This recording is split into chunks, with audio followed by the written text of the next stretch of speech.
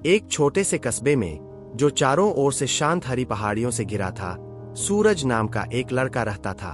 वह स्थानीय स्कूल में पढ़ता था, बिल्कुल बाकी बच्चों की तरह। दोस्तों के साथ खेलता, पक्षियों की चहचहाहट सुनता और आसमान में तैरते बादलों को देखता रहता। यही उसकी छोटी सी दुनिया थी। लेकिन एक बात थी जिससे सूरज को बहुत परेशानी होती थी, पढ़ाई। चाहे जितनी कोशिश कर ले, उसे अपने पाठ समझ में नहीं आते थे। उसके सहपाठी उसकी गलतियों पर हंसते थे, जिससे वह और भी उदास हो जाता था। धीरे धीरे उसने खुद पर से भरोसा खोना शुरू कर दिया। एक दिन स्कूल खत्म होने के बाद दर्शन शास्त्र के शिक्षक मिस्टर जगदीश अब भी कक्षा में बैठे थे। सूरज धीरे धीरे उनकी ओर बढ़ा, थोड़ा झिझकते हुए बोला, सर, मैं आपसे कुछ बात करना चाहता हूँ। मिस्टर जगदीश मुस्कुराए।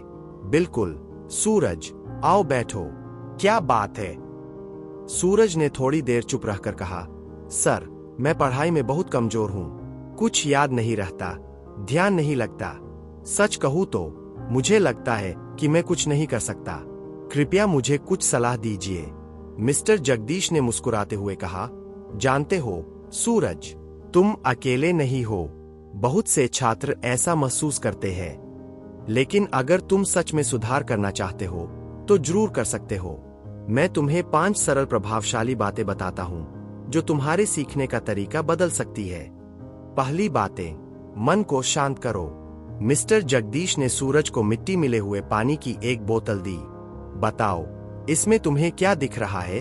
उन्होंने पूछा। सूरज बोला, गंदा पानी सर। ठीक है, मिस्टर जगदीश ने कहा, इसे कुछ देर के लिए ऐसे ही छोड़ दो। करीब 1 घंटे बाद मिट्टी नीचे बैठ गई और पानी साफ हो गया। अब क्या दिख रहा है? उन्होंने पूछा। सूरज ने आश्चर्य से कहा, अब तो पानी बिल्कुल साफ है सर। बिल्कुल सही, मिस्टर जगदीश बोले, हमारा मन भी ऐसा ही होता है। जब यह डर, तनाव या बहुत सारे विचारों से भरा होता है तो हम साफ साफ नहीं सोच पाते। इसलिए पढ़ाई शुरू करने से पहले 5 मिनट आंखें बंद करो और गहरी सांस लो। मन शांत होगा और ध्यान बढ़ेगा। दूसरी बातें, वर्तमान पर ध्यान दो। मिस्टर जगदीश ने मेज पर एक जलती हुई मोमबत्ती रखी। उन्होंने कहा, इस लौ को देखो, सिर्फ इसी पर ध्यान रखो।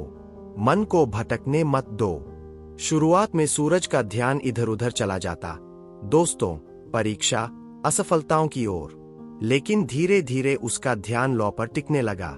मिस्टर जगदीश ने कहा, बीता हुआ समय जा चुका है और भविष्य अभी आया नहीं है। हमारे पास सिर्फ यह वर्तमान क्षण है। जब भी पढ़ते समय मन भटके, उसे धीरे से वापस लाओ। रोज अभ्यास करो। तीसरी बातें, समझो, सिर्फ रटने की कोशिश मत करो। मिस्टर जगदीश ने सूरज को एक स्पंज और एक पत्थर दिया और दोनों पर पानी डाला। स्पंज ने पानी सोख लिया, लेकिन पत्थर वैसा ही रहा। उन्होंने कहा, कुछ छात्र सिर्फ रट लेते हैं, वे इस पत्थर की तरह है। लेकिन जो समझते हैं, कल्पना करते हैं, उदाहरणों से सीखते हैं, वे इस स्पंज की तरह है। वे ज्ञान को अपने भीतर समा लेते हैं। इसलिए हमेशा समझने की कोशिश करो, सिर्फ याद मत करो। चौथी बातें, बड़े विषयों को छोटे हिस्सों में बांटो। मिस्टर जगदीश ने सूरज को एक बड़ा लकड़ी का टुकड़ा दिया और कहा, इसे तोड़ो। सूरज ने कोशिश की, पर वह नहीं टूटा। फिर शिक्षक ने उसे छोटे छोटे टुकड़ों में काट दिया। अब सूरज ने आसानी से उन्हें तोड़ दिया। मिस्टर जगदीश मुस्कुराए। देखो, बड़े विषयों को एक साथ नहीं सीखा जा सकता, उन्हें छोटे हिस्सों में बांटो। हर दिन थोड़ा पढ़ो, बीच में छोटे ब्रेक लो, फिर जारी रखो। इससे दिमाग तरोताजा रहेगा और सीखना आसान होगा। 5वीं बातें, नियमित अभ्यास करो। मिस्टर जगदीश ने 2 गमलों में बीज बोए। एक को रोज पानी दिया, दूसरे को सूखा छोड़ दिया। कुछ दिनों बाद एक गमले में पौधा उगाया, दूसरा खाली रहा। उन्होंने कहा, अगर हर दिन थोड़ा समय पढ़ाई को दोगे तो नतीजे दिखेंगे। लेकिन अगर एक दिन पढ़ो और 3 दिन छोड़ दो तो फायदा नहीं होगा। रोज 20 मिनट भी बहुत मायने रखते हैं। बस नियमित रहो। अगले कुछ हफ्तों में सूरज ने हर बात को ध्यान से अपनाया। शुरू में ज्यादा बदलाव नहीं दिखा, पर धीरे धीरे चीजें बदलने लगी। वह ज्यादा देर तक बैठ पाता था, ध्यान केंद्रित कर पाता था और जो पढ़ता था समझने लगा। उसके अंक सुधरने लगे, लेकिन सबसे बड़ी बात, अब उसे पढ़ाई में मजा आने लगा। 5 साल बाद सूरज एक सफल युवक बन चुका था। वह अक्सर उस दिन को याद करता जब उसके शिक्षक ने उसे 5 सरल बातें सिखाई थीं, जिन्होंने उसकी जिंदगी बदल दी।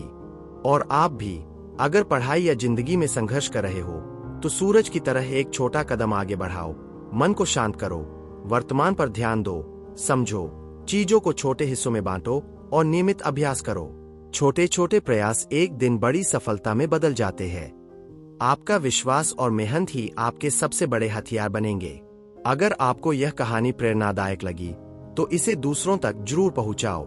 इस वीडियो को लाइक और शेयर करें और हमारे चैनल को सब्सक्राइब करना न भूलें ताकि ऐसी और प्रेरक कहानियां आप तक पहुंचती रहें।